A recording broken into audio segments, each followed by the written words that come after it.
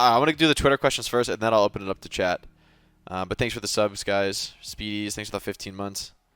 All right, from Keon, we have, what are your thoughts on the Outlet support lines? Right now, if you don't know, that's Juby and Crimzo. Those are our support players.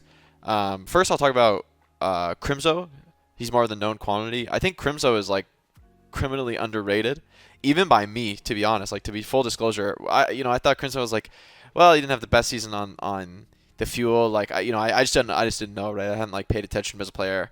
I wasn't really focused on like evaluating individual players last season. But now, having seen him play and like watch his POV and watch how he calls and like understanding more about him and also knowing about the tryouts for the Outlaws, Poggy Woggies? I think Crimzo has completely proved me and anybody else who doubted him wrong. He's like actually a really top tier player. So I think people are going to be really pleasantly surprised. Like, in my opinion, Fuel having a bad season or trash season, I guess I should say, last year is not his fault. Like, he's actually a really, really strong player. Like, just raw mechanics, super strong. And like he's like good caller, good awareness and stuff. So I think he's like a really top tier like flex support player. And then Juby I think is like more unknown, I guess. This meta is like really heavy on Brig. We're not really giving anything away on that one. Like, everyone's playing Brig 24/7. The hero's insanely good. I don't think that's Juby's best hero, but I think he's like a quick learner. He's like young and he's a quick learner. So, and he has like the right mindset to like look for ways to improve and do better and not have like the idea that he can't improve or that he already knows everything. So, yeah. So I think he's like has the possibility to improve a lot. And his Lucio is really top tier. Like, if there's ever like a Lucio rush meta, I think he has like really strong aim, which is something that in the past a lot of Lucio players have like got by without. But now, like, the top tier of Lucios, like, you think about players like Funny Astro just doing more damage than anyone else on Lucio just consistently. It just has better aim than them. I think Juby actually has the mechanics to compete on Lucio. So if a meta comes up where that's relevant, I think that'll be a big strength for the team as well. What is the fine line between being good IGL and hogging comms too much? Sometimes I feel I say more than is needed and people start to tune out. I mean, like you said, it's a fine line, right? Like, there's not, like, one way to do it. I would say, realistically, unless you're in a team setting, you really don't want to talk too much. Like, you don't want to tell other people specifically what to do unless it relates to your play. Like, if you just, like, tell somebody, like, you need to go do that with your thing, like, it can be, unless you're way higher rated than them, like, if you're in, like, in my game, if I'm, like, top 50 and there's, like, a Masters player in my game, I'll tell them how to use their ult. But that's because, like, I'm actually like statistically a lot stronger player and maybe they know who I am, so maybe they'll respect me. But if you're like the same rating as your teammates, I would not recommend that. I would say just only talk to your, like, say like, oh, I'm going to use sound barrier, we can go rush left side. You know, like, that's telling people what to do, but it's like, well, it's your ult and your Lucio or whatever, right? So you can kind of call that. Or I'll use my rally to block their EMP and then you can, you know, save me with trance after the EMP ends or whatever, right? Like, that type of call is like, you're not, it's connected to your own play. I think the problem, maybe you get a problem when you just try and just hardcore micro other players, unless you're just like super a lot stronger than them. Like, but that doesn't really happen except in the top rated games. What are some key qualities in a good coach? I think the most important thing in coaching is to be able to have a good relationship with the players. So what that means is like you can't like dominate. You can't like dominate you don't want to dominate the players and be like, no, you guys are all wrong and you need to play this way. Like, you have to do this. Because the players are also experts who know more about the game than almost anyone else. So the best quality in a good coach is that they can have a view on the situation and they can guide the discussion, but that they're also using the strengths and the knowledge and the experience of players to guide them, because ultimately the game is like constantly changing and it's very young. So nobody has a perfect understanding, and you just need to get like the best possible understanding, which means integrating different people's knowledge. And so, yeah, that's the key to a coach, is that they can sort of facilitate that conversation and also have valuable input. What would I do if I can't sleep? I don't even know the answer to that question. Favorite food? I'd say fried chicken. Oh, if I can't sleep like on a night, I don't know. I'd take some melatonin. I don't know. I don't really have problems sleeping, honestly. Favorite foods: fried chicken. Favorite color: orange. Like sort of like pinkish orange, like the sunset, I like that color. What is my favorite season?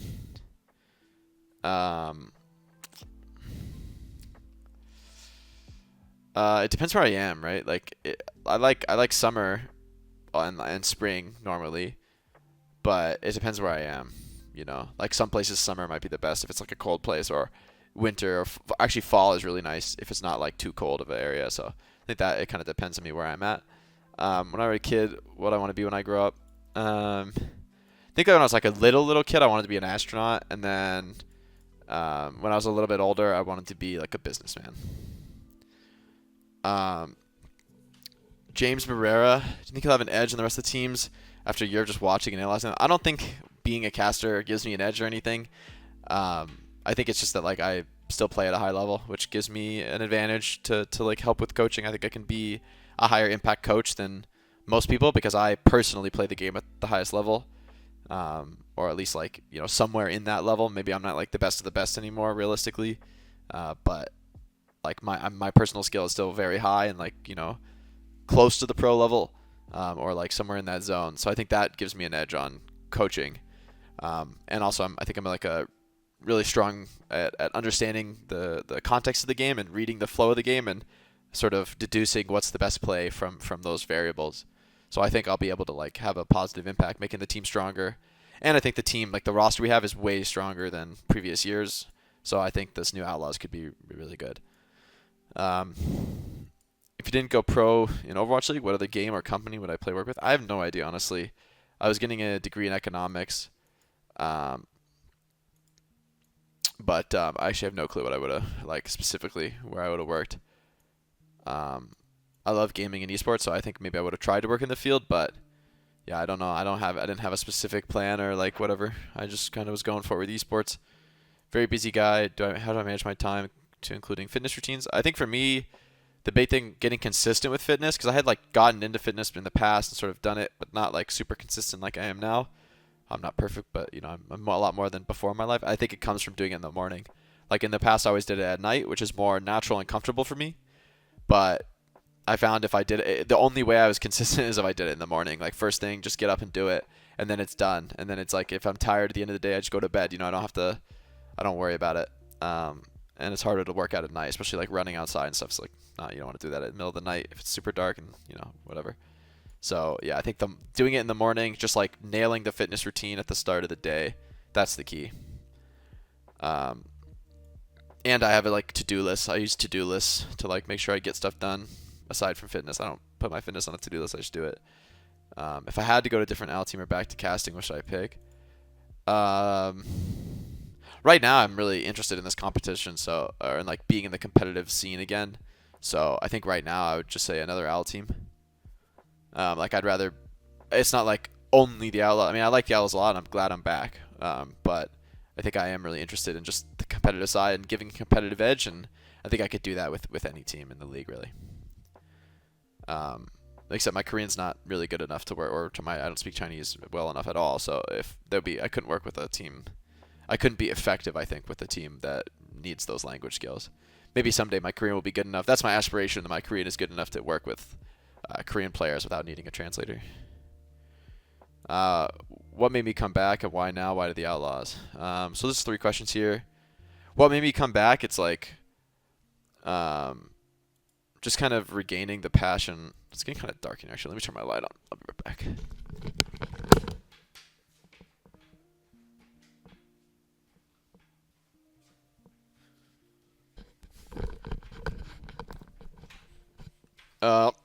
So what made me come back? I just like this opportunity kind of came up. I guess I would have just kind of kept rolling it into another year of casting, but Matt mentioned it to me that it was just a possibility, and I think he didn't really think I would be interested because he thought I was just into casting and wanted to keep going with it. And I think I would have gone that way, and it wouldn't have been like terrible. But since Matt approached me, I realized like actually that is something that really interests me, and it is something I want to get into, especially because it's this hybrid position where I'm not really like trying to be, the tier 1 starting every single game player, and I'm like can focus on these other aspects and maintain more balance in my life because of the slightly different position. So I think that's why I'm like ready to come back. I've also changed my life a lot to be ready for the level of stress that's required. Why the Outlaws? Well, I mean, I think it's just the most natural place, right? Like I've already played with the Outlaws before, and I have a really good relationship with like Kumat and Dante in particular from the past. So I really wanted to work with them again. I knew Junkbug from Team USA tryouts a few years ago, so I had a really high opinion of him. So, and I knew a lot of the players like sort of casually. Um, but yeah, it felt like just like the perfect opportunity. Most important thing I gleaned from the inner game. I think the most important thing is just the idea of letting go of judgment when you're trying to get max performance. Like you know what's good and what's bad. You know what is like valuable and not, and like you know what's like a good play and a bad play. You know you want to hit your shots and not miss them, and you know you want to like live and not die, and like get good ults and not miss ults. You know, like you know those things, and you don't need to like judge yourself, like think how bad you are at the game or like think how good you are at the game. You don't need to make those big judgments. You like already know what's good and what's bad. So there's no point in judging yourself and thinking, oh, I'm so good, oh, I'm so bad. Both of those things are going to like mess you up and you're just not going to perform as well. So letting the idea, it's not easy either, by the way. It's super hard to implement that. But that trying to implement that has been like a cool source of improvement and like something to think about while playing and practicing since I read the book.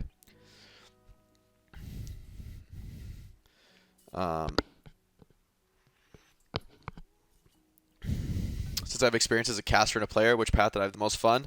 I mean, I think playing is the most fun, but it's also like it's a different thing, right? Because playing has really high highs and really low lows. Like if you win a game, or especially if it's a hard game that like people didn't expect you'd win, it's like an upset win.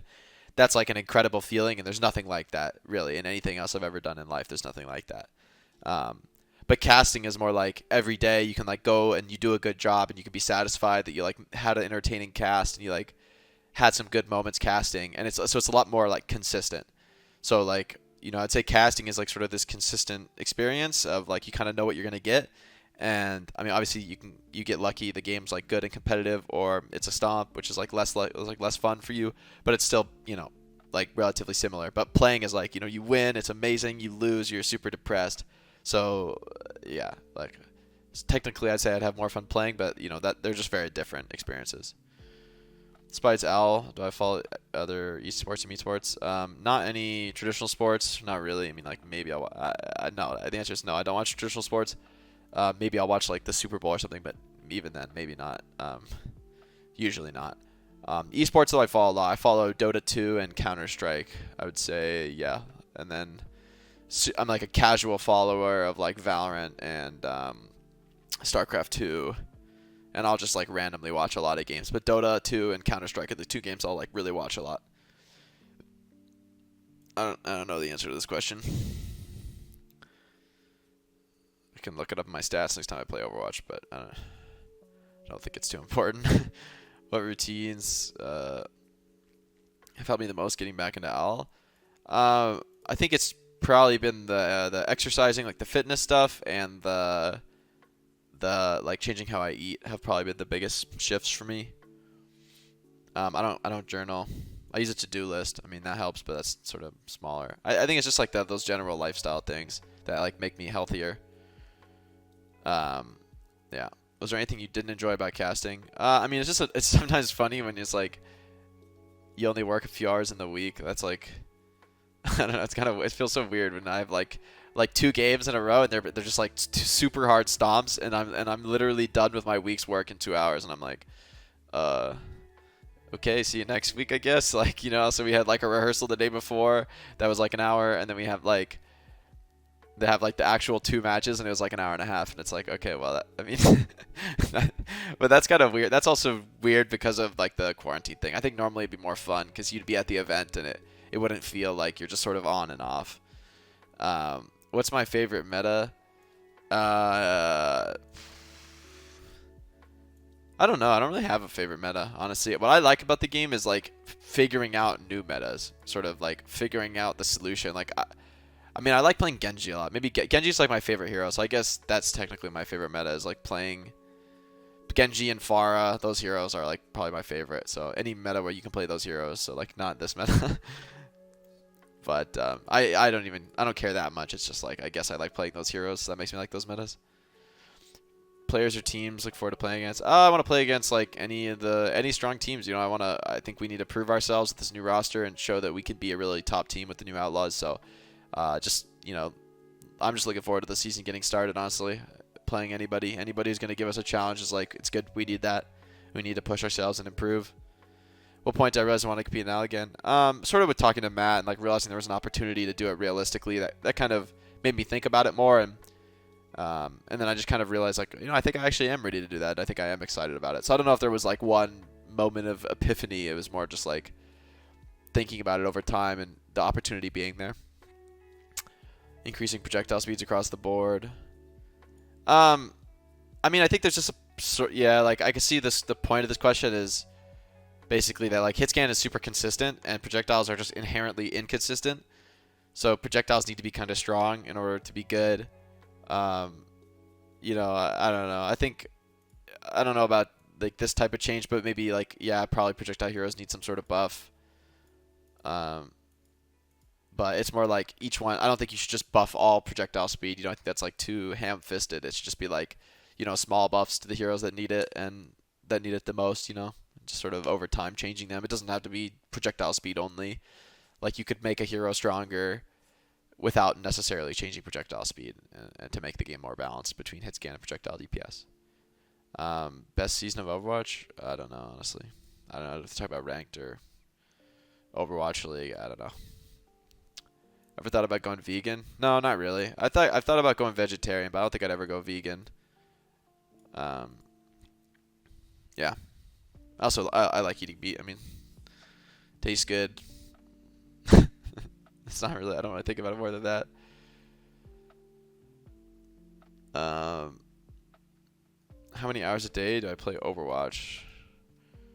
It's a pure business. I mean, I think like there's like a middle ground right between entertainment and like improving, where you need to like have fun doing it to actually learn well, and like to do it for so many long hours, but you need to be focused at the same time. So I think it's like kind of a mix between business and entertainment.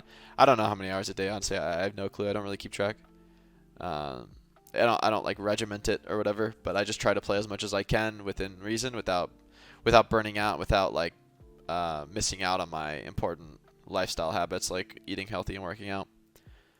If Overwatch wasn't a game, I don't know, I might have gotten into Dota. I was pretty into Dota actually in the past, but I don't know if I would have played pro in that game or if I'd be good enough. What subreddits do I follow? I don't even know, man. Like a lot, but I couldn't even tell you. Like I don't know. Most of the Reddit I read is probably just like the most popular Reddits, so I don't know. And like competitive Overwatch and Dota 2, and like probably just the most popular ones, and then stuff about esports. That's pretty much it. Have you ever gone backpacking? Yeah, I did a month in the woodlands, and the Wind Rivers in Wyoming. We did like rock climbing and backpacking. It was super fun. That was the only time I ever did like extended. But I'd like to someday do the Pacific Crest Trail or the Appalachian Trail.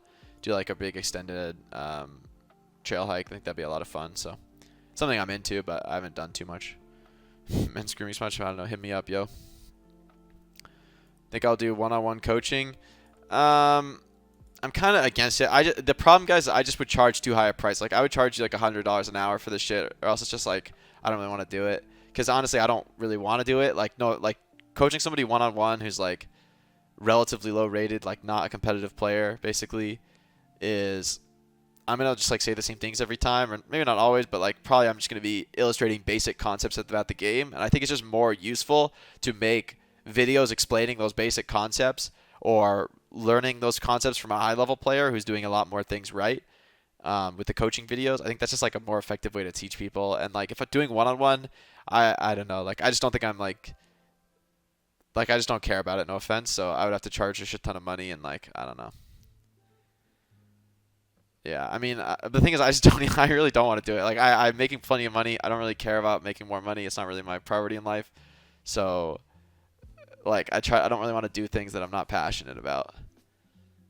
Yeah, I mean, I'm sure people would pay me $100 an hour, but I don't know. Maybe I will do it for $100 an hour. I don't know. Maybe someday, but I'm not probably not right now because I'm busy. Like I would just have to maybe like the off season or something. It could be doable. So maybe is the answer to this question, but like with all these asterisks attached, that's the reality. Do I ever see myself returning to casting? I don't want to close any doors, and the same way when I left playing competitively, I didn't close any doors. I just don't believe in like saying I'll never do this again for the rest of my life. It's like, I mean, that's ridiculous, right? Who knows what the future holds. So yeah, I think someday I could cast again or be a full-time coach, be a head coach, whatever, man. I could do anything. I could be on like the business side of a team. I don't know what the future holds. But right now I'm excited about my current position and the different hats I get to wear. Going back to team, what do you think is going to take me more time to get used to? I don't know. I think it's pretty comfortable for me because I know a lot of these guys, and we already have like a pretty good relationship just after a few days. If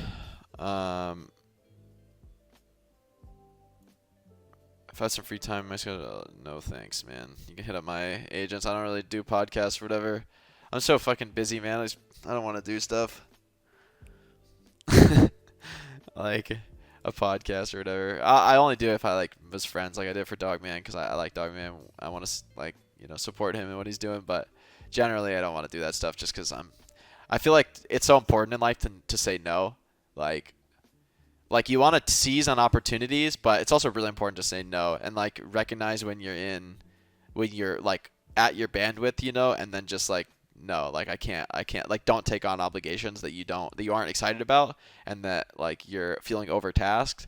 Like that's like self-care to me. So I think it's not really the question you asked, but I think that's actually super important in life. That'd be like a big I think that's like a whatever, like a big piece of advice to anybody is like know how to say no, especially if you're like naturally a people pleaser. Mike says morning routine. Well, I sort of understand your question, even though it's not a question. So my morning routine, guys, I get up out of bed. First thing I do, put on some pants or shorts or whatever, and then I make a coffee. And then I go for a walk while I drink my coffee. And it doesn't have to be that long of a walk. I'll basically just walk long enough to drink my coffee. I won't rush it, just sort of, I don't know, maybe half a mile, something like that. Just a little walk. And luckily we have these trails right out back, so it's actually super nice in the morning to just go walk around. And that's the very, very start. So I just get moving, walk, coffee. That's like, I just feel like so awake after that. Like I'm ready to, even if I woke up really tired, once you get back from the walk, you're not tired anymore. You feel good. And then I'll do my mobility work. I'll do my mobility routine, which is the morning mobility from Fitness FAQs on YouTube if you want to check that out. I think it's like 5-minute morning mobility or 10-minute morning mobility, something like that. It's really quick and easy. Just get that out of the way, just move a little bit more actively with my body. And then after that, then it depends on the day in terms of like the workout and stuff. And so I'll do like, maybe it'll be a run or maybe it'll be some weight training. I'm going to add in like cycling and swimming as well in the future in like the next few weeks and months as I get set up here. That's like aspirational though. So yeah, but I'll do my workout after that. And usually with the workout, I'll do like a yoga warm up and a yoga cool down. And I like to get a lot of that stuff from Yoga with Adrienne on YouTube. Just recently I've gotten into her stuff and I really like it. I do it like every day. So that's my morning routine. Then I eat something, take my supplements, and I'm on with the day. Usually I'll take a shower after I eat. Or before, depending if it's like a really hard run.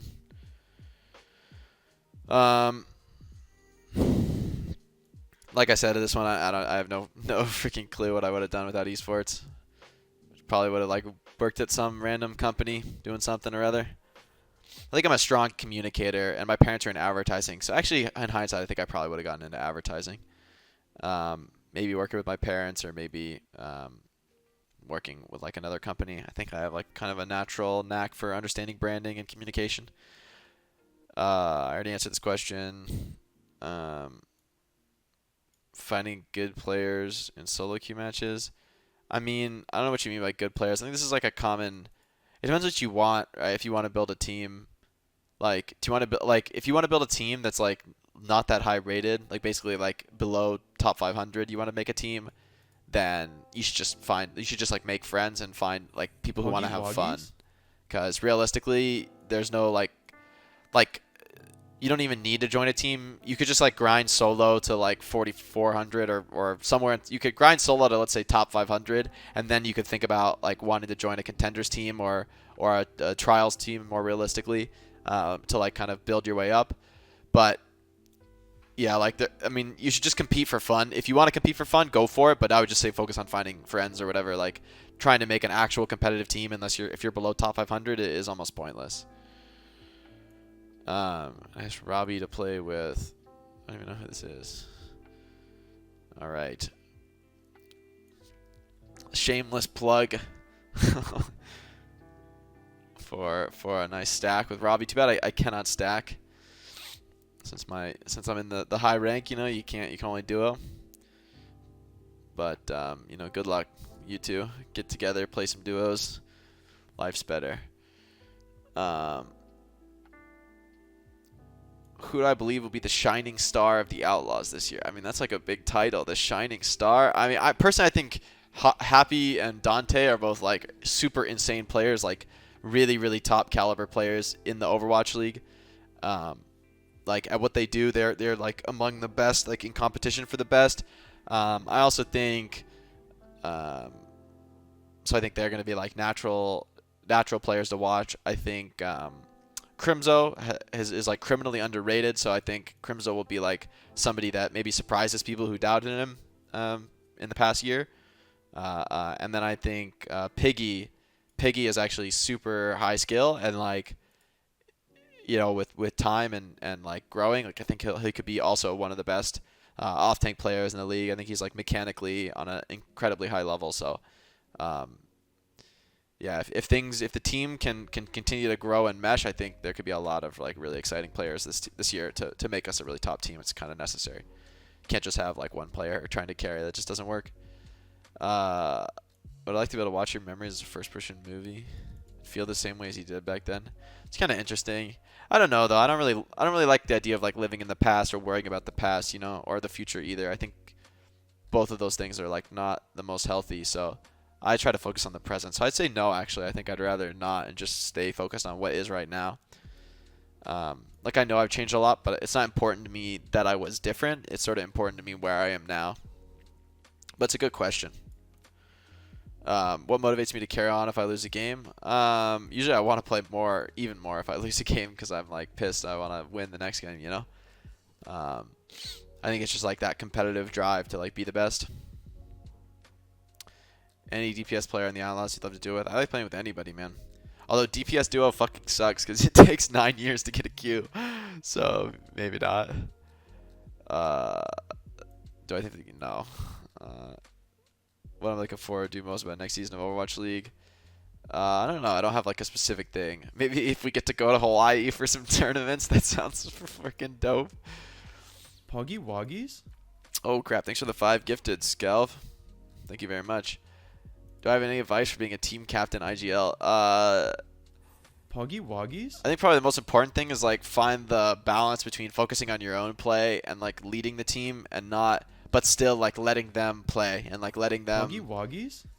you know, in their unique insight and understanding of their hero, letting them make their own like best calls and like sort of playing off each other's ideas. Like don't try Poggy Woggies? to the extent you believe in your teammates, you can't dominate them or try to control them. You need to be cooperative rather than Poggy Woggies? cooperative rather than controlling. Not Overwatch related, but do you like cheese? Yeah, it's okay. I don't eat too much cheese though. I think it's not that good for you, but how do you get in the zone where you feel good in your character and just hit shots naturally? I think it's just all about having consistency, so like doing the same warm up every time you play. And also just there's a certain point where I've like played so much that like it's really easy for me to warm up and like get in the zone. If I'm playing like every single day, I'm playing like a few hours a day, it really doesn't take much to warm up because you kind of never are out of the zone, if that makes sense. Like it's very quick, it's very natural. I think that just is all about, that's like a question about consistency ultimately, and consistency is the name of the game. It's what makes you a professional player, that you're consistently good. Anyone can have like a pop-off game or a pop-off moment, but a pro player is the one who's going to pop off every time and in the high-pressure circumstance still be playing well.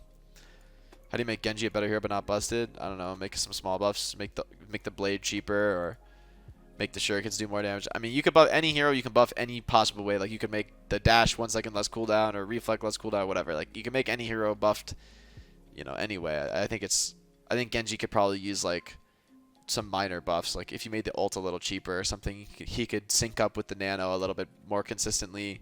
That would probably help him a lot. If I could design a hero for Overwatch, What would it be? I don't know. I have no idea. I've heard this question before, but yeah, I have no suggestions. I think what I'm good at is understanding existing heroes, how they should be changed and tweaked, but I wouldn't be good, I think, at like just completely coming up from scratch, like new hero concept. I think the devs are actually quite talented at that, and they make some amazing, innovative characters. And it's just a matter of sort of tweaking the numbers and tweaking the details of those characters, so that competitively they're at the Poggy right spot. Woggies? Um, which support players and their characters are the most difficult to play against? I have no idea, honestly, man. Brig is fucking the hardest to play against because it's Brig. I don't know. What's a weird food? I don't know. I don't really. I just kind of try whatever. I feel like I've tried all the food I wanted to try, and I just kind of eat whatever I have the opportunity to eat, and I don't worry about it too much. You can only choose one of these meals. The other two erased from the world forever. Korean fried chicken, sushi, or tacos. Korean fried chicken, sushi, or tacos. Which one and why? I'll say sushi, right? Because if you lose Korean fried chicken, you still have like Western fried chicken, and you lose tacos. Well, you can still put like the same stuff in a burrito or whatever, or like whatever. There's like other formats for that stuff. But sushi is kind of its own thing, so I'd say I'd keep sushi, and then I just have like the other variants of these guys. Um, you don't like how I find loopholes? Look, I mean, you asked for it. You should have been more specific. When will this QA stream be? Right now. How am I feeling right now? Thanks for asking. I'm feeling okay. I did some nice yoga. I'm feeling pretty good actually. Just before this, did some yoga, had a shower, went for a walk this morning, so I'm feeling good.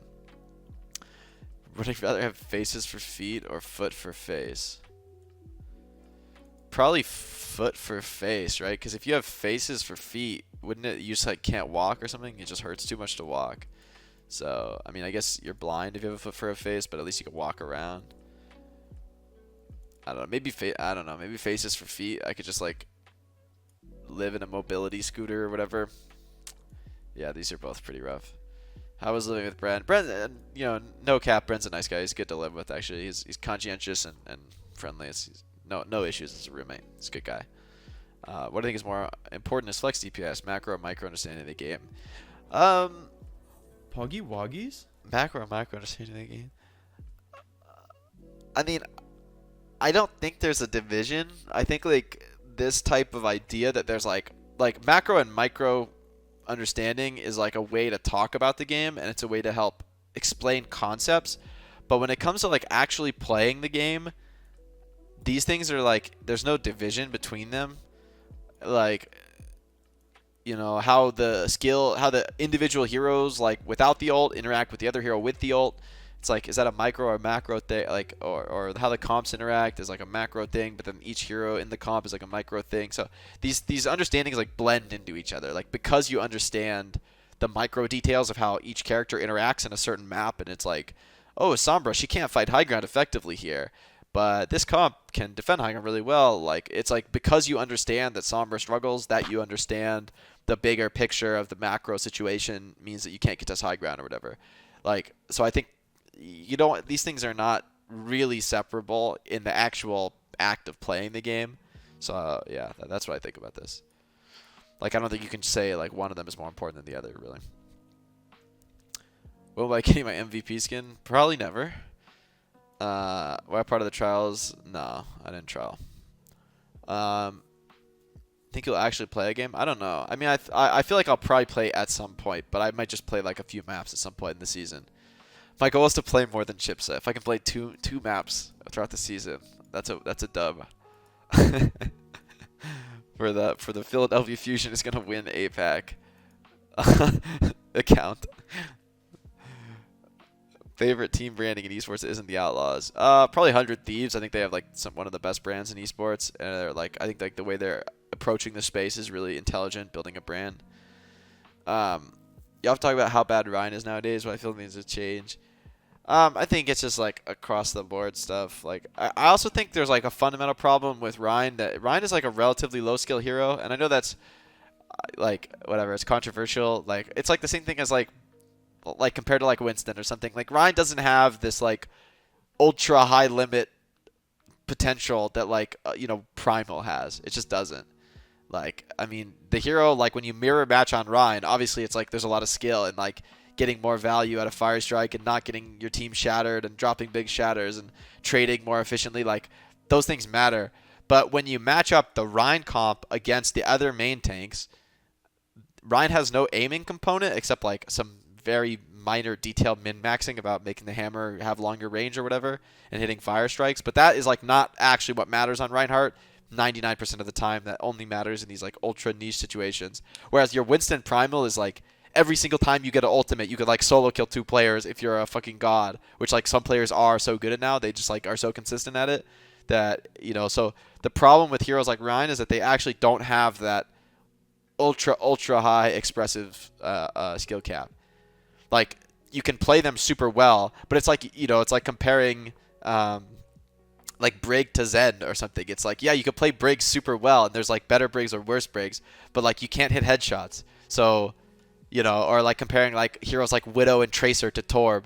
It's like, yeah, Torb can also hit headshots, but his projectile's too slow to be perfectly consistent.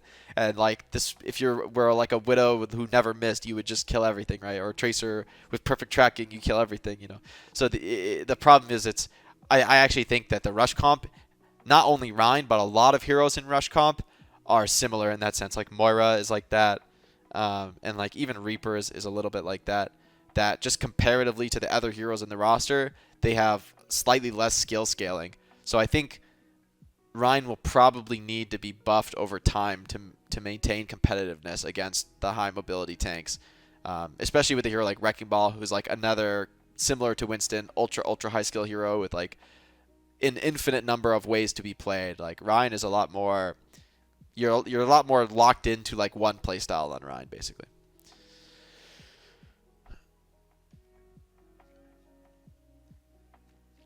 Is Super in the chat, or people just flaming him because he's a Ryan player?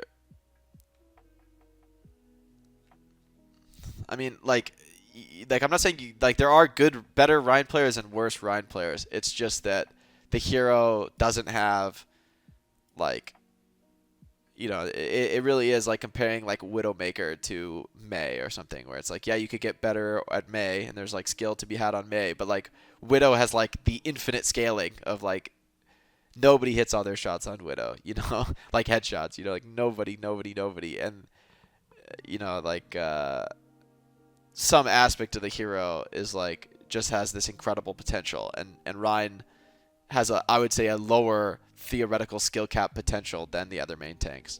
So at the highest level, that will be an issue for him. At anything but the highest level, it doesn't matter.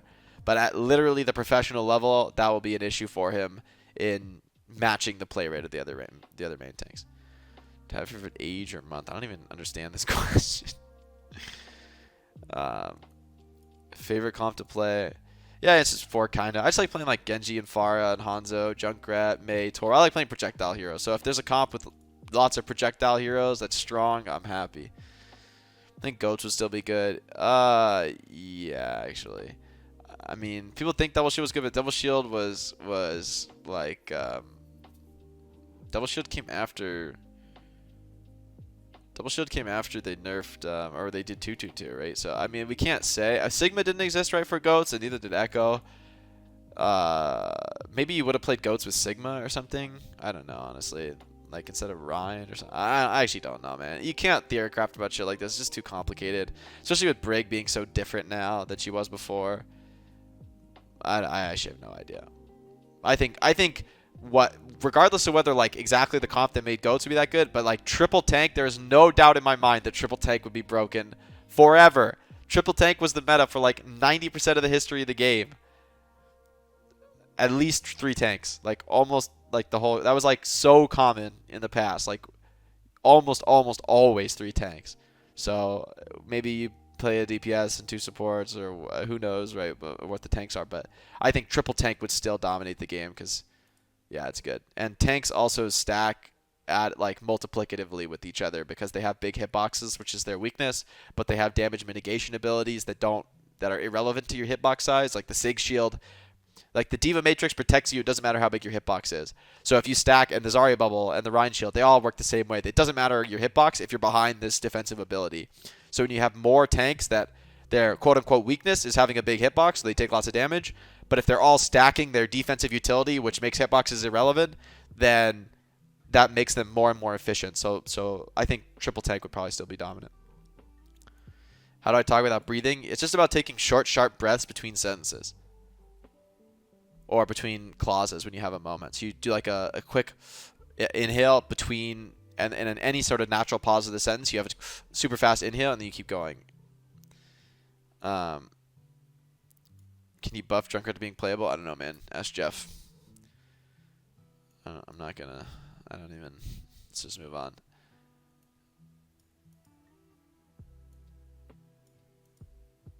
What are these, like coffee places with good espresso? Sounds good, but I don't know. I'm too lazy to go get coffee in the morning. I like to just have it at home. How tall am I? Why did I slide by? I don't actually know. I think I'm 5'10" for 5'11". I think. I think maybe I'm 5'10" sounds more accurate. I actually don't know. I literally, the last time I measured my height, I was 18, so it's been a long time, and I don't plan on measuring it again because I don't really care. Pineapple on pizza or no? I don't like it, but I don't really care. People take that too seriously. Do I speak another language? I'm starting to learn to speak Korean, and I speak a little bit of Spanish, but pretty minuscule amount of Spanish, and my Korean is still pretty elementary. This is a weird question. I'm not gay, but yeah, it's probably not going to change. Kind of past puberty. I think I'm past discovering my sexual identity. I'm pretty open-minded, but yeah, I like girls. Was I popular in middle of high school? Not to my recollection. I don't think I was like, I don't know, unpopular or whatever, but I wasn't like, I don't know, I didn't play on like sports teams or whatever, so I didn't perceive myself as popular, but I had like friends and stuff. Senior year of high school kind of sucked because most of my friends in high school were older than me. So most of my friends had like graduated by senior year. I only had a few friends, but I don't know. I never felt like I just never felt super popular. I never felt like a total loner either way. But I did feel a little bit like I knew I was like a nerd because I played so much video games. So that kind of made me feel like I wasn't popular or whatever. How does it feel playing with a complete new tank line? I mean, it's not that hard, man. Like the game is the game, and just having like really good players is like, it doesn't take long to get used to each other really. So Piggy and Jongu are both like super sick top tier players. So I actually think it's really easy to like I don't think you like have to adjust that hard. It's more like if the player is really good, then it's a natural for everyone. If everyone's good, it's natural because you all sort of have a high understanding of the game. Do I actually consider myself an intellectual? What is this question, man? How am I supposed to answer that? Poggy Woggies? I don't know the answer to that question, man. Do I consider myself? What does that even? I don't even know what that means, honestly. To be an intellectual. I don't know. I like to think about stuff, I guess. Yeah, whatever. Opinion on J-Lulk. I don't care anymore. I don't know. I guess it was like annoying at first, but then it happened so much, and I kind of moved on. I think it was like a good thing for me in hindsight, because then it was like out how to deal with external pressure and expectations and people making fun of you or whatever. It's actually a good thing, because once you get through that, then you're kind of like, okay, whatever. Like what next? Like it doesn't. If people making fun of you doesn't affect you, then like that's like that's like life. People are gonna make fun of you and give you shit and doubt you and stuff. But if you have the internal confidence to just ignore it, then I feel like you can kind of do whatever.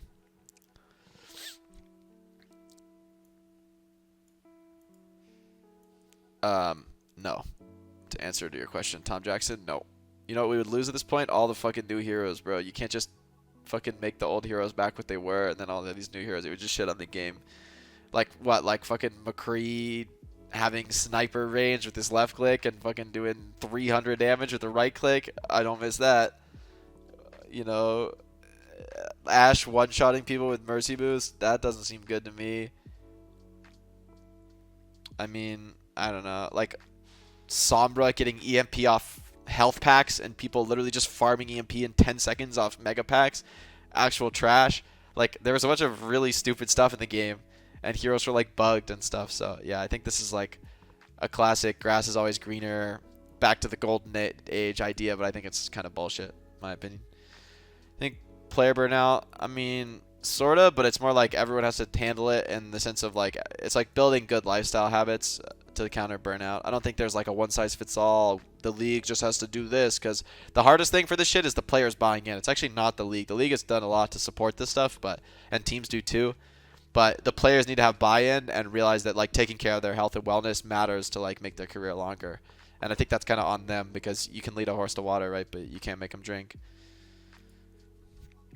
Holy shit, you asked a lot of questions. All right. Only because you mod the stream, you get the extra questions. This culture surrounding esports often prioritizes the grind over self-care. Best approach for striking good balance in work and rest.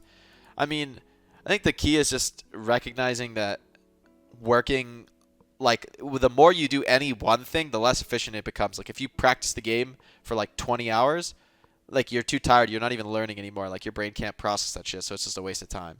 And like, I mean, I don't know. You're not naturally gonna do self-care like too much or like But if you just like do things to take care of your health and wellness, that is like the best way to self-care. Stuff like being like exercising and eating healthy. Um, like that stuff is really important, and taking off days and stuff, or sort of just taking a balance in the day, taking breaks in the grind. I mean, it's like the reality is there's no like easy answer to this. It's just about finding a balance and recognizing that balance is important. Sexism and therefore discrimination tend to run rampant in the esports community. What steps would you like to see the league take to combat these systemic issues? I don't know what the league can really do. I think like the most important thing is for like realistically is for the space to become less male dominated. I think that's happening naturally over time because there's a lot of women getting interested in esports, which is a good thing. And the key is just incentivize, continue to like draw in a diverse audience, because as the audience becomes more diverse, then hopefully it can mitigate those issues. And I think people like knowing real people, like real women who play games and watch esports is going to make them, I think like generally, at least not in all cases, some people are probably psychos, but probably a lot of people are just ignorant about this stuff. And also I think it's reflective of a broader issue in society. It's like we can't just, esports isn't going to be some like, friendly utopia if like the society has like sexism and stuff. So it's like a super macro issue. I don't think it can be thought of as just a gaming thing. I think it's more like the nature of online communities is that it's very hard to police them. So issues that are prevalent in the wider society kind of rear their head in an online space. Yeah, so basically I don't think there's like one. I don't know what the league can do to stop this stuff. I think the league is like pretty proactive about stuff, like, and I think like actual players in the league are held to a high standard, but beyond that, I'm not sure what they can do. I don't think you can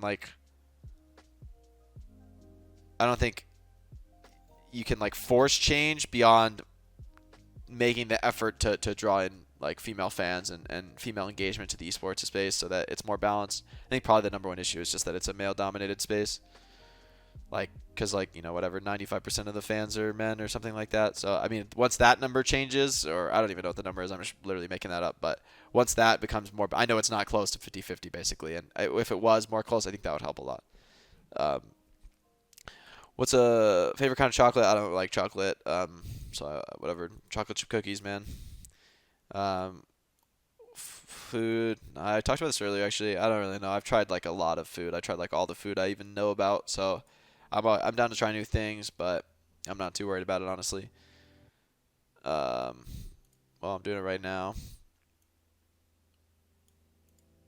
Recommend people to overcome awkwardness, stage fright. I think the most important thing is just recognize that what the camera is like a window to other people. Um, okay, that's good. What the camera is a window to other people. So, like, people will get freaked out about.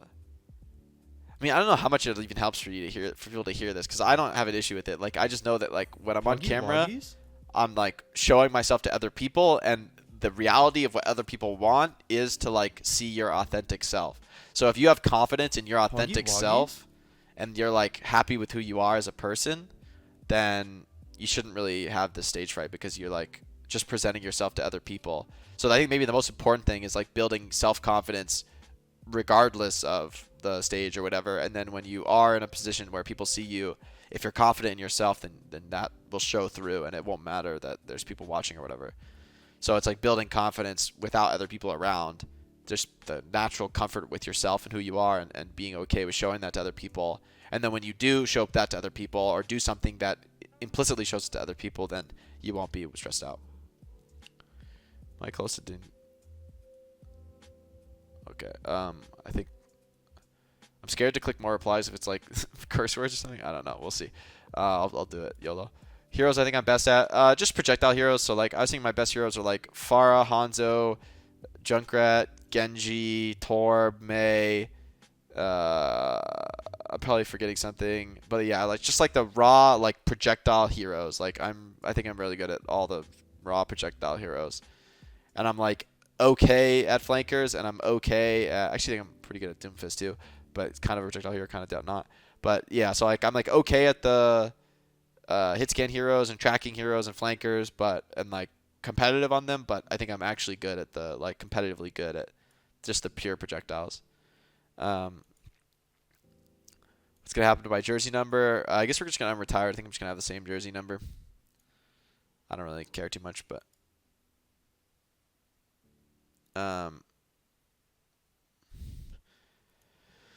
think Dante is gonna finally win MVP this year. I think he should better switch to tank healer. Jesus.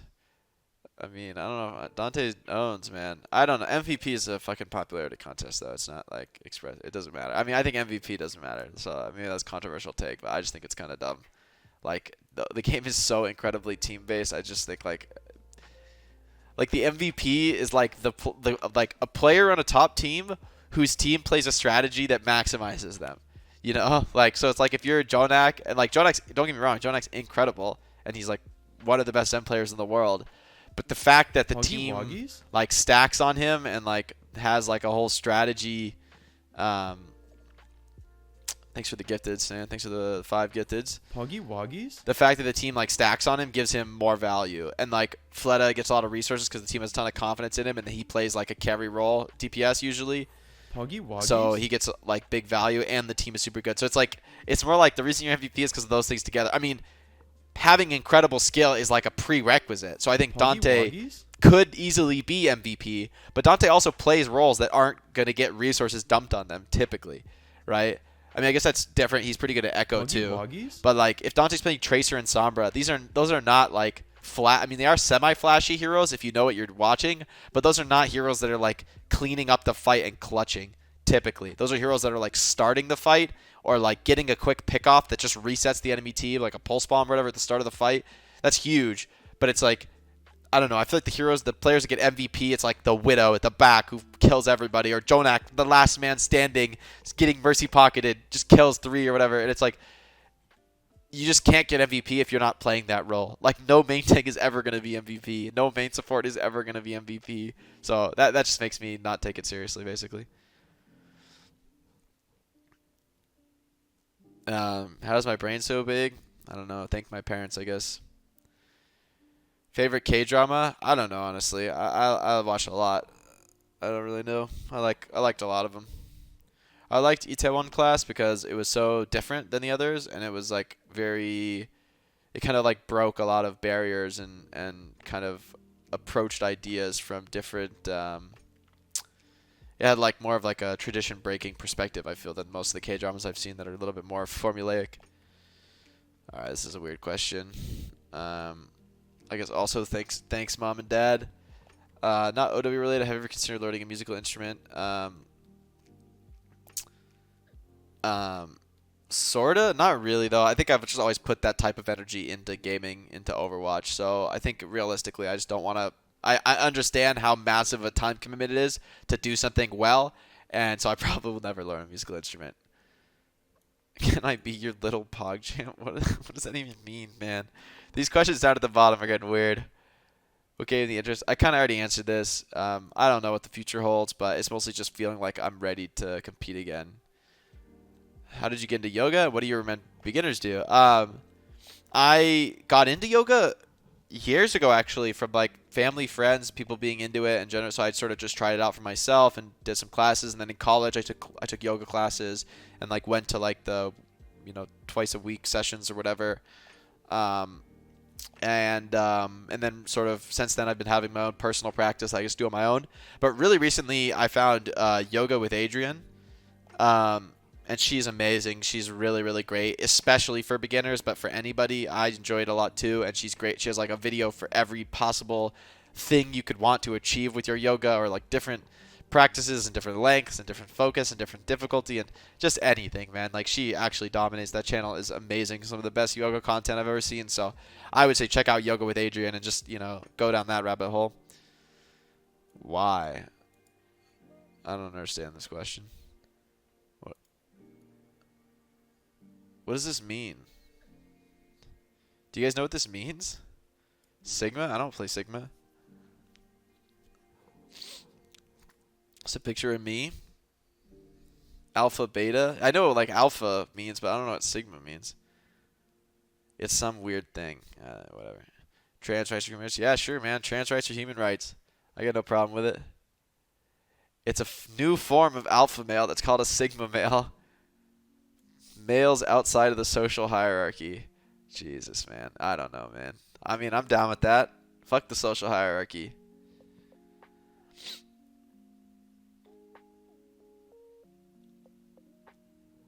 I mean, I don't know. I think all that stuff is like a little like alpha. I'm an alpha male. It's like it's just like ridiculous. Or I'm such a beta male. Like I don't know. I think like the whole idea of there being like I guess there's like hierarchical structures in society, but like and like there's maybe some like evolutionary precedent on that, but I don't know. I don't really buy into that shit too much. I think you just live your life.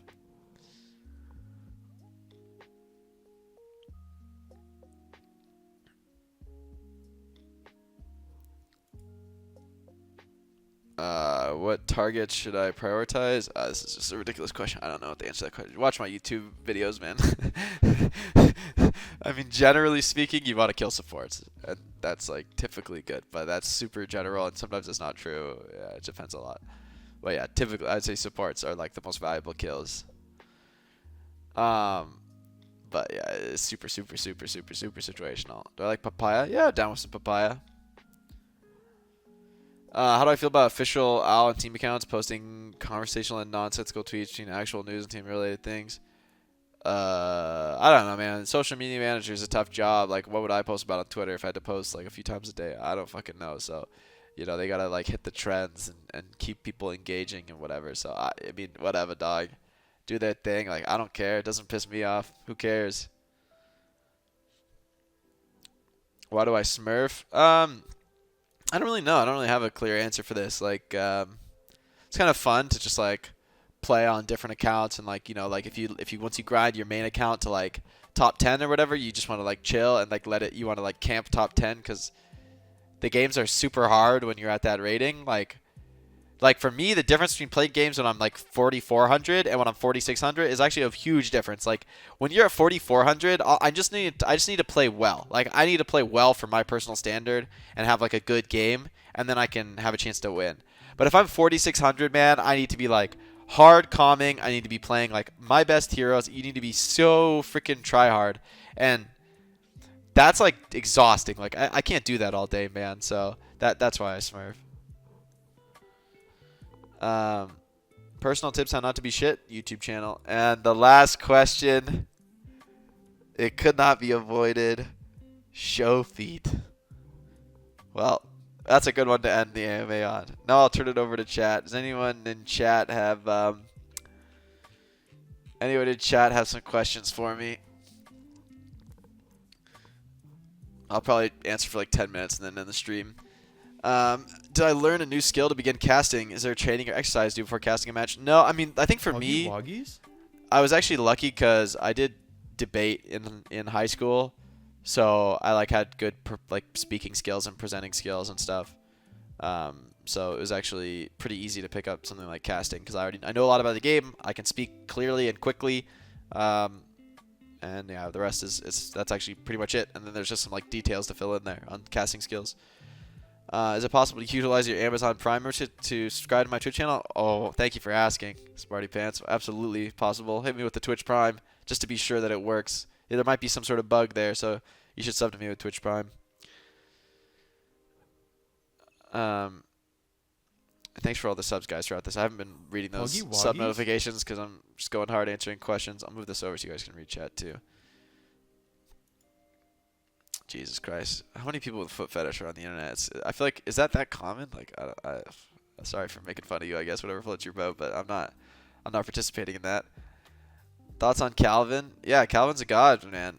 I don't know if Calvin ever really played like that competitively though. I never played on a team with him or anything, but he's a super sick player, like raw skill wise. So for sure, I think if he wanted to pursue it, I think he could have successfully, like played in Overwatch League and stuff. What are some smart goals you now allows looking to achieve? Win, baby. Huggy Wuggies? Win it all. Thinks there's a chance of more female representation in AL teams. Yeah, Aspen's like top 10, right? I think like if you can get top 10, I think you're like your skill is there, in my opinion. And it's just a matter of like the team environment. But I think she's played on contenders teams too. So Aspen would probably be like of the just comes to mind as like the top female player that I know, um, who like could play at that level. But I don't know. Like I've never played with her on a team, so I can't actually make a proper evaluation or like think about whatever. Because I think there are a lot of intangibles that you just need to see in like a tryout, or you need to like watch scrims and hear their calls, especially on main sport where calling's super important. So I don't know about that stuff, but like I think if you can get top 10, your like mechanics are good enough. Thanks for the sub. Jesus Christ, man. Cool it with the foot fetish. I'm gonna have to make foot fetish shit against the rules. You guys are freaks. Will Zen and Echo be good after nerf? I think so, probably. Maybe not so good, but I think they'll probably still be okay. The thing with the beam nerf like almost doesn't matter to me because like most of the time you beam something, it dies really fast. It's only rarely that you're like actually beaming the full duration, and the duration nerf is only like what 25% or something, so it's not that bad honestly, and it doesn't matter a lot of the time. The reload thing is a little bit annoying on Echo, but not the end of the world as well. So I think the nerf's pretty small. The Zen nerf's a little bit bigger because Discord is like the most important thing in Zen's kit, in my opinion, is Discord. But it'll be hard to understand how those nerfs impact him without just playing him and seeing how the tank burst feels. But I imagine Zen will still be decent at least. Like it doesn't affect his survivability at all. It's only his ability to burst tanks down. So it's a nerf, but I just don't think it's that bad of a nerf. 5% is not that much. The orbs being slower, that's super weird to me. I actually don't understand that change. Like I don't know why they would do that. Um, I don't really. Yeah, I just don't understand it. I don't know what they're going for with that. Like you just make Zen not as good at supporting flankers or marking flankers. I guess I don't know. It doesn't really. Yeah, I actually don't like that change. I just think it's irrelevant, or it's not irrelevant because it's a nerf, but I just think it's like. I would just literally make it the 5% nerf the on the Discord, and that's just fine. Like especially because they nerf Tracer and Echo at the same time. Do you think the competitive scene will carry on Overwatch 2 with pretty much the same people? I mean, yeah, they've said Overwatch 2 is going to be like kind of the same game, like multiplayer wise. Like they're not going to like, or it's like what I mean. It's Overwatch 2. It's not like a new game. It's Overwatch 2. So I imagine probably most of the pro players will stay. Maybe most likely there'll be like new interest in the game, so maybe there'll be more fresh faces as well. But it depends. I don't actually know. Do I have COVID? No, I don't think so. Do I train in a calorie deficit or a surplus for more gains? Right now I'm just trying to eat maintenance. I'm not trying to have a deficit or a surplus.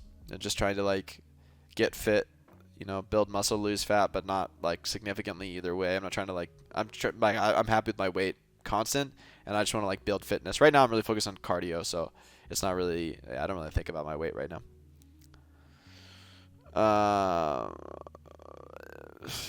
I'm gonna miss questions here. Sorry. I already answered that question.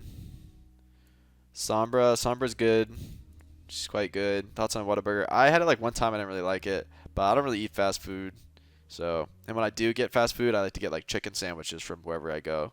I don't like eating too much red meat. So, all right, getting weird. making Lucio more viable. I think we need to nerf Brig, man. I mean, it's crazy they need to nerf Brig again. That hero is just so stupid. I think Brig needs a rework actually. Like, I think she just. I think like they should rework. I don't know what aspect of her needs a rework. Like,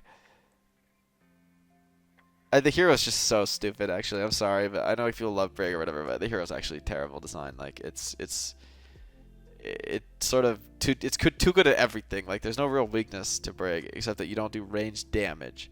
But like, that's not that bad for a main support. Like, Lucio also does shit at long range. He just fucking peppers you for like nothing, you know? Like, Lucio only does damage close range. I just feel like Lucio's like an inferior Brig. I think that's the real reason nobody plays Lucio, because it's just a worse version of Brig. Unless you're playing the Rhine comp. And the Rhine comp is like super map limited because it only works on maps where you can't rotate away. If you could just rotate away on the high ground and just like spam damage on Rhine, the Rhine comp does not work. So just too map dependent basically on Rhine. Financial literacy offered to Al players? Not really, but I try to like help players I know and like help them making good financial decisions and being prepared for the future and spreading awareness. I think it is. There's more awareness than I would have guessed actually with players sort of having at least some sort of remotely decent plan in place for their finances.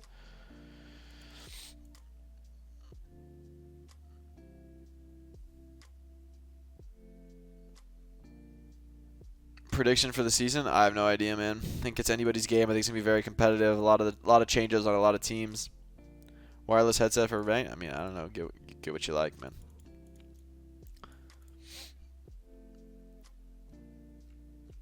Holy shit! There's so many questions. People asking about GME, the GameStop side. I don't buy the individual securities almost ever. My investments are like very conservative. Like, I'm a very very passive conservative investor because I don't want to day trade. Like, I just like as like a life goal, I don't want to day trade. I don't want to like look at my portfolio every single day and have to decide if I want to trade or if I want to put stop losses on something or buy and sell. Like, I don't want to do that. I just want to like do other things in my life. It's not my priority. So I don't buy anything that I think is like connected to speculation. I like to minimize. I like to only own indexes of like hundreds or thousands of stocks at like very low expense ratios that are passively managed. So like, I don't care basically about like the stuff that's popping up. I don't own any cryptocurrency. I try to basically. I want like an aggressive portfolio in the sense I don't own like fixed income products like bonds. I don't feel like I need that because I'm young. But like, I'm 100% in the stock market. But um, yeah, like I don't.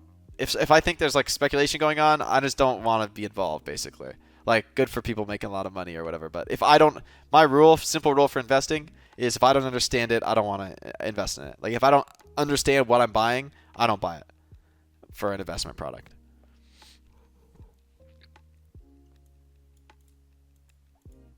Favorite Taylor Swift song? I don't know. I like both the recent albums. I was like, I've even listened to them all the way through a few times. Like, I like just like putting on one of those albums and listening. She just has a great, like, the albums are super great, right? It's not just like one song that's good. I like the one with Bon Iver. Maybe that's my favorite though. The Bon Iver feature. I can't remember what it's called.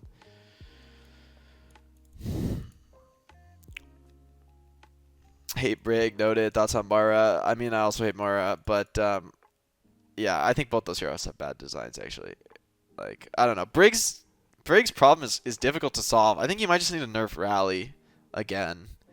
I mean, or you buff Lucio. I just don't see a world where Lucio ever gets played again with except for like the niche maps that are like close range and you could like stuff chokes with Rhine. That's like the one case that Lucio's good. But if you're not doing that, you shouldn't be playing Lucio. And that's just because that's the only thing Lucio does better than Brig is like rush to the choke and stuff the choke with speed. And Brig does everything better. Brig peels better. Brig heals better. Brig has a better ultimate. In my opinion, it's a lot better because Rally has no counters, whereas Beat has hard counters, and Beat is also like more difficult to charge, and Lucio is easier to kill, and Beat can get canceled by stuns, and yeah. So basically, I don't know. Like, there needs to be some sort of change there because I think Lucio's has a better design and is just inferior to Brig on like raw power level and consistency. probably the biggest reason is that Lucio can't effectively heal flankers, and flankers are like very strong in the highest level. Like high mobility DPS, very very strong. They can force objectives. They can go for kills. They can charge their ults fast using their mobility. They can be constantly farming, and Lucio just does not support them efficiently at all, and that is a major problem for Lucio. When OD2 comes out next year, is it coming out next year? I don't even know. I mean, I guess that sort of makes sense, but I have no clue.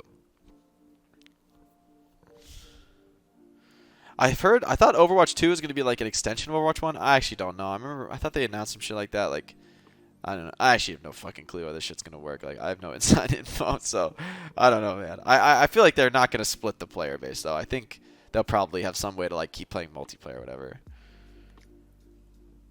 How would I rework Pharah? I think Pharah, I like the change where she has, like, more mobility, like making her jets make her go faster and stuff. I think you could, like, lean into that. Like, keep making her a mobile diver.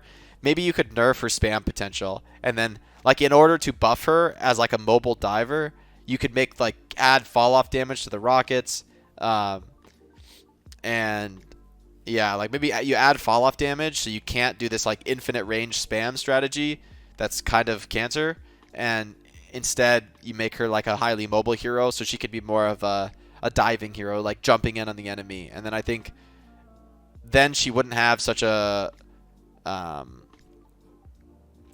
volatile matchup where you basically like the only place as far as viable at the highest level is when there's like roof geometry that allows you to spam safely, and like you play this spam style for like 90% of the game, and that's like the only thing Pharah actually does well. So you see players like Yazin or whatever making it work. It's because he plays that like slow, constantly spamming the enemy style like super efficiently. But I think that style is like not good at a professional level, for one, because you get your teammates get punished because you're like you're not baiting, but like I don't know, like if a team understands the game super well as you understand Pharah, if the other team understands Pharah that well, they know the spots on the map that you need to play to be using the geometry, and they will hard counterpick you, like playing all counters to Pharah. So yeah, I think if she had more playstyle diversity, like could be more aggressive, then that might make her have more windows to be played on like faster comps.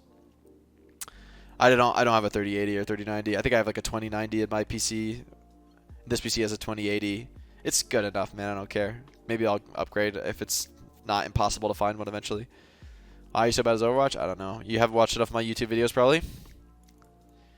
Outlaw's the only team. Yeah, Outlaws asked me not to shop their concept for me around, which I think was fair, and they offered me a good deal, so I didn't feel the need to shop it around. And I also wanted to come back with the Outlaws, having existing relationships with people like Cool Matt and Dante, and having an existing relationship with the fans. I think the Outlaws made the most sense by far to come back. So I don't think I wasn't even really considering the possibility of working with another team.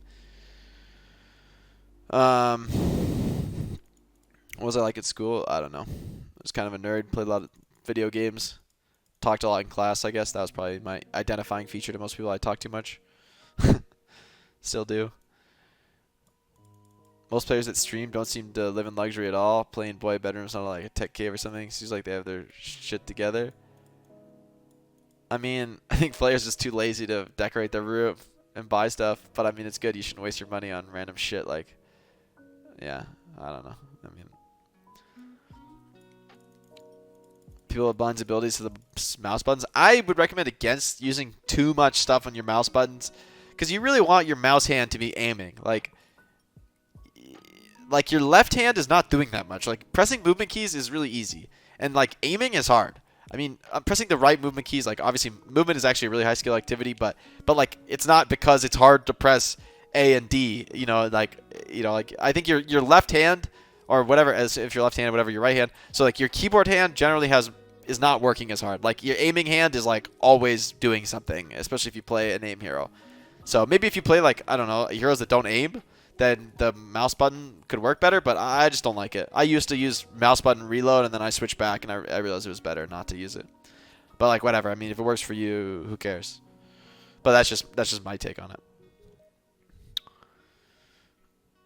Do I run at Memorial or Herman Park? No, there's just like a trail system like right where I live, like right on the back, like basically out from my backyard. I don't even go on the road, so It's like a small trail system. It's not a big park or anything, but it's good enough.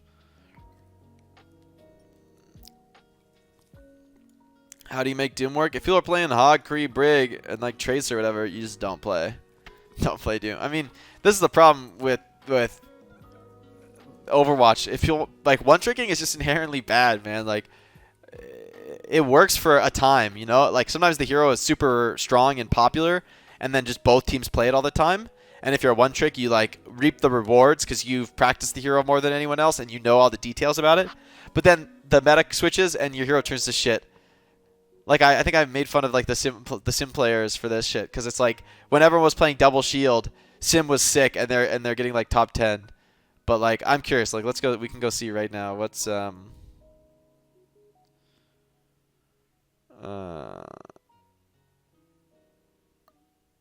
wondering. Let's see what the sim players are at right now.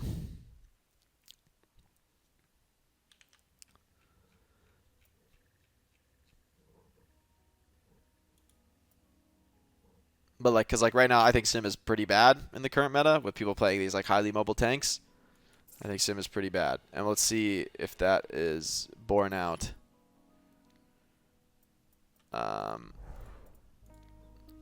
Maybe I'll be wrong. Okay. Okay. Here we go. Car wash. Wow. I played against this guy and we literally destroyed him playing Pharah Echo. But yeah, I don't know. I don't know what to think about this guy. But is he the only one?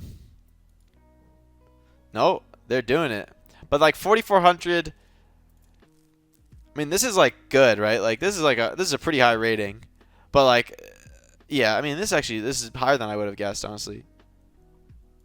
But like, it's still like rare. Like, here's somebody playing Doom. I mean, like if you just take a look at the heroes people play, right? Like, meta, meta, meta, meta, meta, meta, meta, meta, meta.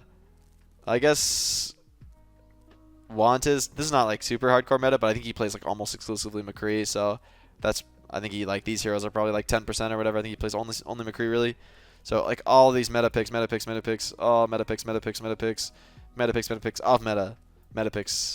Meta, meta, meta, meta, meta, meta, blah, blah, blah, blah, blah. Off meta, off, one off meta here. One off meta. You know what I mean? Like literally 9 out of 10 players at this ranking are playing meta and there's a reason. The reason they play the meta is because it's fucking good. You know, like if Sim were broken and like was high play rate, then these guys would be playing Sim. You know, Huggy Woggies? it's like literally one player on every page is like an off meta player, but then you go a few pages with like meta only, and then another off meta. So yeah, I mean that's just my take on the one tricking stuff. I just think it's like you're just at the mercy of the game, and I hate that. I hate being at the mercy of the game. You know, I wanna like be doing well all the time. You know, or like if I'm not doing well, I want it to be because I'm not playing well, not because like my hero sucks and I won't switch. But that's just my take. Huggy Woggies? Do whatever. Yeah, I mean, if people are just playing for fun and you just like only have fun playing sim, I mean, like I can't understand you, but like if they be, hey, you do you. Like obviously those people don't fucking care what I think, so like I mean, it's like irrelevant what I say. And I don't really care either. You know, I just I like playing a Korean rank because everyone plays meta. It's actually fun. You get like meta every game, or like 90% of the time, or maybe you'll be like one hero off meta, but you won't have like these fucking wacky ass games with 3-1 tricks on different roles. But that happens all the time in NA. I think that's probably why the Koreans are so much better than NA players on average. There's so many more pro Koreans because the Korean ranked is like actually hard locking the meta almost every game, and that's like a way better practice environment. But whatever, man. People do what they're gonna do. All right, guys. I think I'm just gonna close it out there. Thanks for all the subs, everyone. Thanks for all the support. You missed my AMA, Finzi. You got to catch the VOD.